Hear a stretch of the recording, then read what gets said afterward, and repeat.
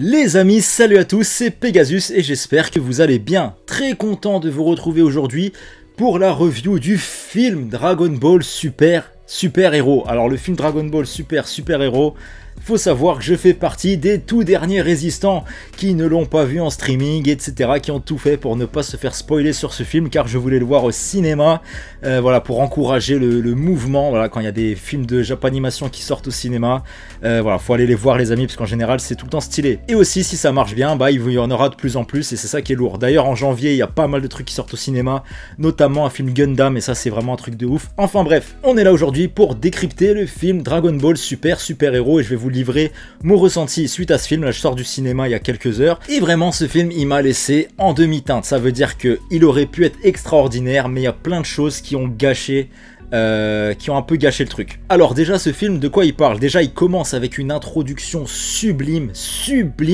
qui nous montre le tout début de Dragon Ball en fait, où Goku enfant se battait contre l'armée du ruban rouge, etc. Donc on voit un peu le début de Dragon Ball avec l'armée du ruban rouge, après on voit Goku contre Cell, etc. Parce que c'est un film qui nous ramène l'armée du ruban rouge au premier plan. Mais ça vous devez être au courant les amis. Enfin bref. Ce film nous raconte l'histoire du docteur Gedo. Donc le docteur Gedo est le petit-fils du docteur Gero. Et le docteur Gedo, en gros, il va se faire, entre guillemets, engager par l'armée du ruban rouge pour construire des cyborgs dans le but d'éliminer Sangoku et ses amis. Pourquoi? Parce que l'armée du ruban rouge a un peu retourné le cerveau au docteur Gedo, qui n'a pas l'air spécialement mauvais, mais qui est un petit peu con. Donc il se fait un peu retourner le cerveau, et lui il est fan de super-héros, etc. Et en gros, l'armée du ruban rouge va faire passer Bulma, Goku, Piccolo, Gohan, etc. pour les méchants dans l'histoire.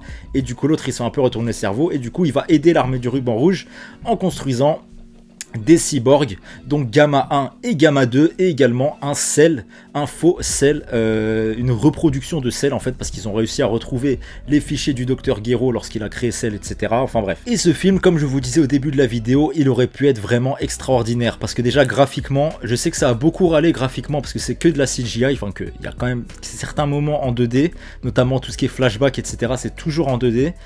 Et la CGI, personnellement, moi, elle m'a pas dérangé. Bien au contraire, j'ai trouvé qu'elle était magnifique. Graphiquement, le film, j'ai rien à lui reprocher. Pour moi, c'est un 20 sur 20 graphiquement. Après, c'est sûr que j'ai préféré la patte graphique qu'il y avait dans DBS Broly. Parce que voilà, c'était magnifique en 2D. Dragon Ball, en fait, nous a habitués à des dessins extraordinaires en 2D. Par exemple, je prends l'exemple des fils des OAV à l'époque, notamment l'OAV de Janemba, où pour moi, ils se sont dépassés graphiquement. C'est magnifique. Et là, forcément, les personnages sont beaucoup plus lisses et ont beaucoup moins de charisme, pardon, en CGI, etc. Mais malgré tout, j'ai vraiment kiffé la CGI. Moi, elle m'a pas dérangé parce que la CGI, les amis, elle a permis d'apporter quelque chose en plus. Et ce qui m'a vraiment impressionné, en fait, dans ce film, graphiquement, je parle, c'est tous les mouvements de caméra. Ça veut dire que c'est la CGI qui a permis de faire autant de mouvements de caméra et autant de dynamisme. Et c'est pour ça que la CGI, moi, je comprends pas que des gens...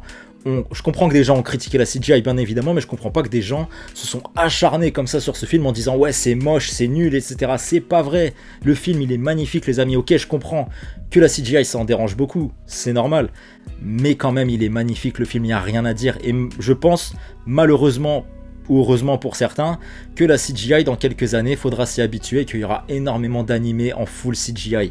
C'est comme dans la musique, l'autotune au début, tout le monde clashait, et aujourd'hui tout le monde utilise de l'autotune, voilà, c'est dans les normes, et je pense que la CGI dans l'animation, bah je pense qu'elle va débarquer dans les prochaines années, partout.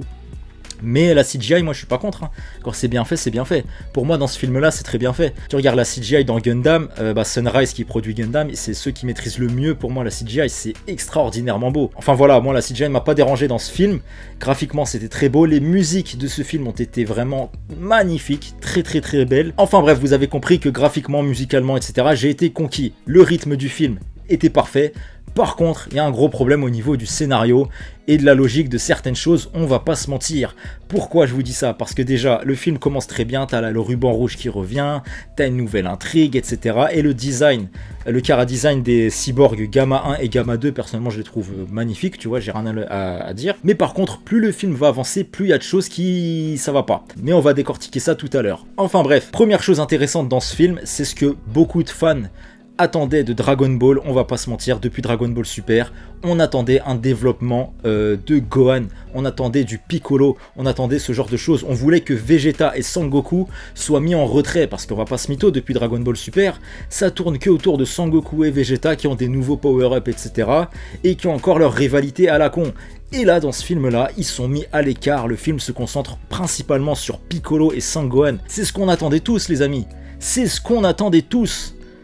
On voit enfin Trunk et Goten beaucoup plus grands, on voit enfin ce qui se passe après, tu vois ce que je veux dire? Et j'espère une chose, maintenant que ce film est sorti partout dans le monde, c'est que le manga Dragon Ball Super va continuer après ce film justement, que ce film marque un point dans la timeline Dragon Ball Super et que le manga reprenne après ce film là, parce qu'il y a énormément de choses qui apparaissent dans ce film que justement n'ont aucun sens dans ce film. Par contre, si dans le manga il développe certaines choses qui apparaissent dans ce film, là ce sera beaucoup plus intéressant et on pourra porter un regard différent sur ce film, mais je vous en parlerai en fin de vidéo.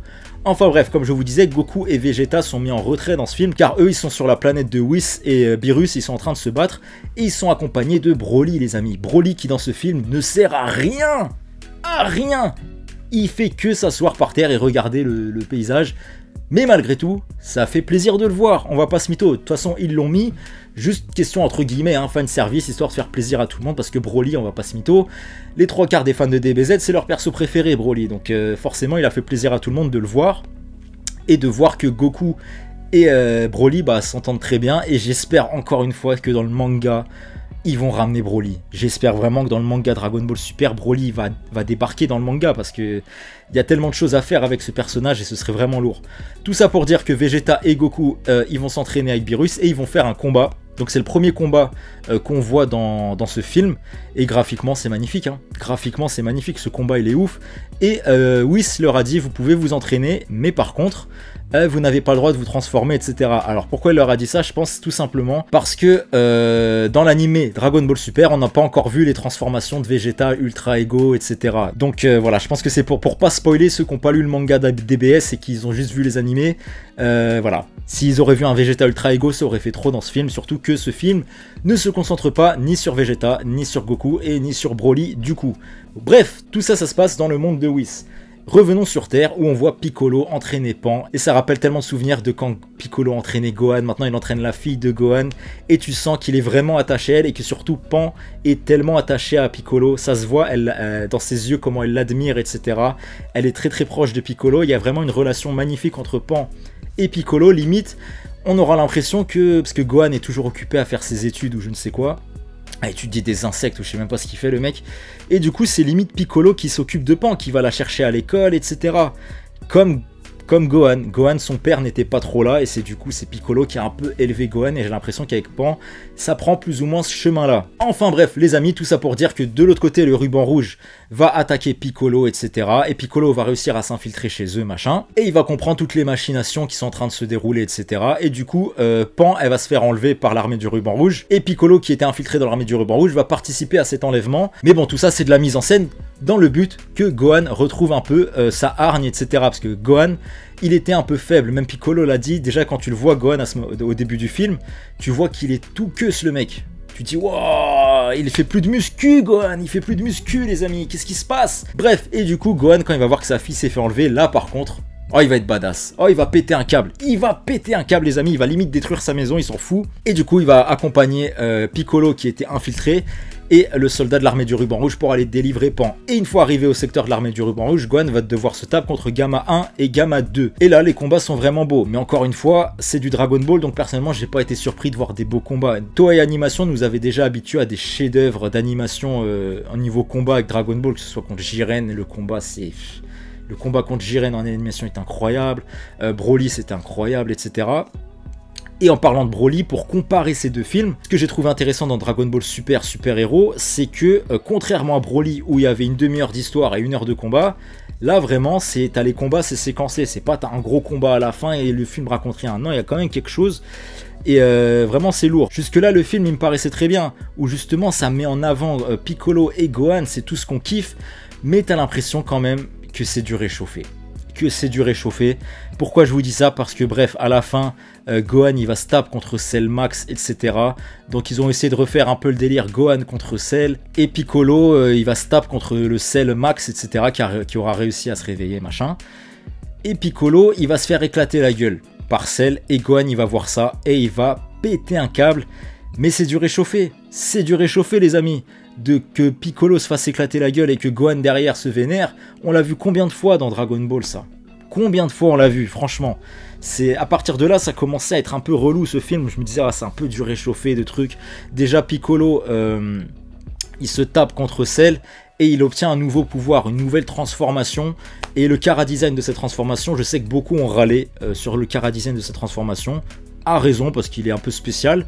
Mais personnellement, moi, je le trouve stylé. Je le trouve stylé, le Piccolo, avec son pouvoir décuplé, là. Parce qu'en fait, il a utilisé les Dragon Ball pour avoir cette puissance, puisque Dende ne pouvait pas éveiller son plein potentiel, etc., etc. Enfin bref, Piccolo a une nouvelle transformation, les amis, et mine de rien, ça fait plaisir. Parce que depuis Dragon Ball Super, c'est que Goku, Vegeta qui power up, etc. Piccolo dans Dragon Ball Super, il sert à rien. On va pas se mytho. Et là, justement, de le voir élever Pan plus ou moins, et de le voir se transformer avec une nouvelle transformation, de le voir lutter à ce point contre le faux Cell. D'ailleurs, le faux Cell qui était insupportable. Hein. Franchement, moi je m'attendais à un meilleur dernier antagoniste dans ce film.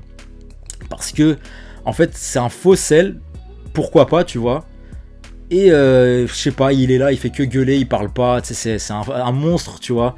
Il a aucun charisme, il a rien, ils auraient pu faire peut-être autre chose, je sais pas. Ça m'a un peu, j'ai l'impression en fait c'est du réchauffé de ce qu'on avait eu dans un OAV pour ceux qui connaissent à l'ancienne. Ils avaient fait un bio Broly. Donc un faux Broly qui était dégueulasse, qui servait à rien et qui a donné un OAV à chier.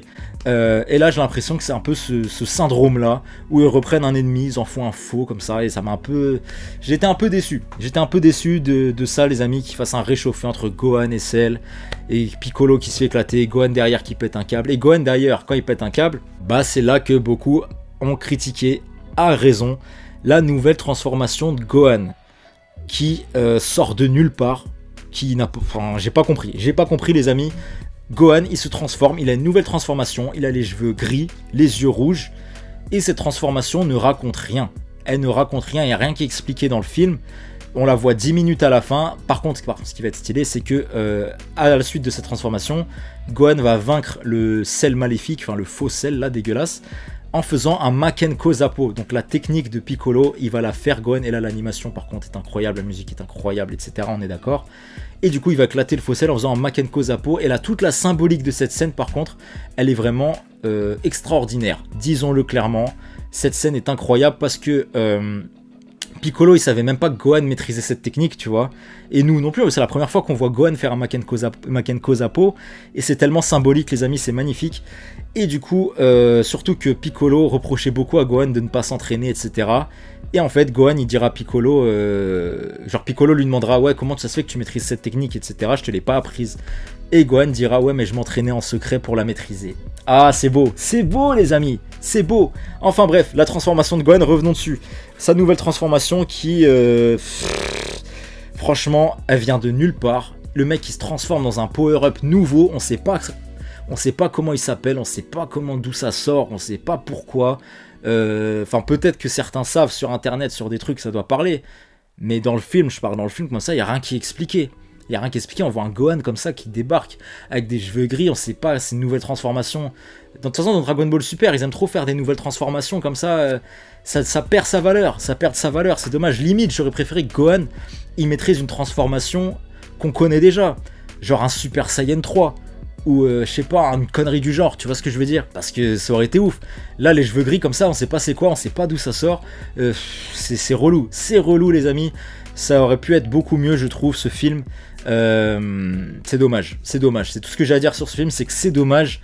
Mais malgré tout je l'ai kiffé, je vais pas me plaindre, franchement voir du DBS au cinéma, ça fait toujours kiffer. Graphiquement, c'était un plaisir. J'ai kiffé, les amis. J'ai kiffé ce côté où Goku et Vegeta sont mis en retrait, où ça met en avant Gohan et Piccolo, où surtout ça se passe des années après le manga DBS. Donc on voit Pan, Trunks et Goten qui ont grandi. Enfin, ça fait plaisir. On leur donne un petit rôle dans ce film d'ailleurs qui est assez sympa, où ils se fusionnent en Gotenks, mais Gotenks, le gros Gotenks. Donc voilà, ils font les cons, etc. Mais ils sont importants, je trouve, à la fin du film. Franchement, tous les persos ont été respectés dans ce film, je trouve. Même si c'est pas très logique par moment, notamment cette fin bizarre, le faux sel qui j'ai pas trop kiffé. Tu vois, par exemple, Gamma 1 et Gamma 2, pour le coup, j'ai vraiment kiffé leur chara design, comment ils sont, leur attitude, leur caractère, tu vois. Et d'ailleurs, en parlant de Gamma 1 et Gamma 2, la fin, j'y ai cru. Ah, j'y ai cru la fin. À la mort de Gamma 2, j'y ai cru. Franchement, c'était beau. Voilà, c'était triste, c'était beau, il y avait de l'émotion. C'était kiffant. C'était kiffant, les amis. En tout cas, que dire de plus sur ce film, les amis, si ce n'est que, comme je vous ai dit, je l'ai kiffé.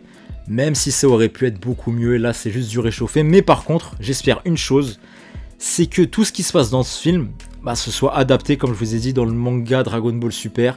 Et que dans le manga Dragon Ball Super, justement, on voit Piccolo avec sa nouveau power-up, on voit Gohan avec son nouveau power-up, et que dans le manga, du coup, on nous explique un petit peu, je sais pas, les origines de ce pouvoir, pourquoi Gohan, il avait ça en lui, des trucs comme ça, tu vois. Et si le manga fait ça, peut-être qu'on pourra porter un regard différent sur ce film et plus l'apprécier. Mais les connaissants, ils vont continuer à faire des arcs relous, là, qui se passent avant ce film-là, donc ça va être un peu dommage. Broly, je pense qu'on le verra même pas dans le manga, c'est un peu relou, franchement, c'est un peu relou.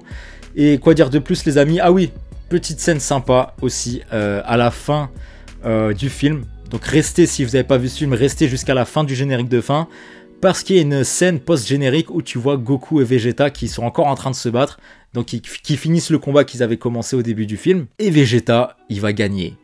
Vegeta va dépasser Goku. Enfin Vegeta va gagner un combat. Et ça, c'est stylé. Franchement, d'avoir fait ça dans ce film, c'est stylé.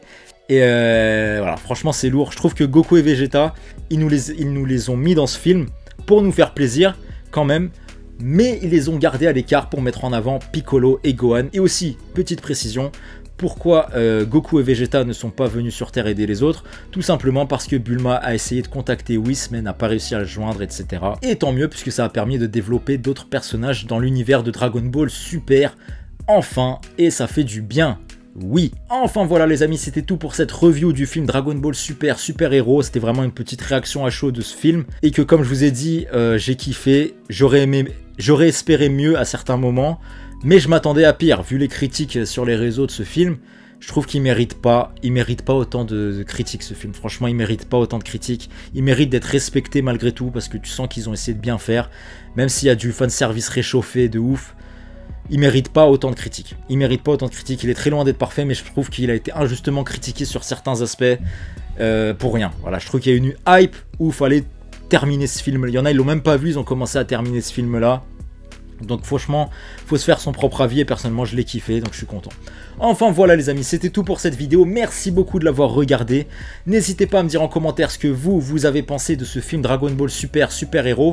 Et si vous êtes plus ou moins d'accord avec ma mini-analyse, n'hésitez pas à me le dire. En tout cas, quant à nous, on se retrouve très rapidement sur la chaîne, comme d'habitude, pour plein d'autres vidéos manga, animés, etc. Et également des vidéos sur Dragon Ball qui vont arriver sur la chaîne très bientôt, donc restez branchés. En tout cas, les amis, d'ici là, surtout, prenez soin de vous. À bientôt.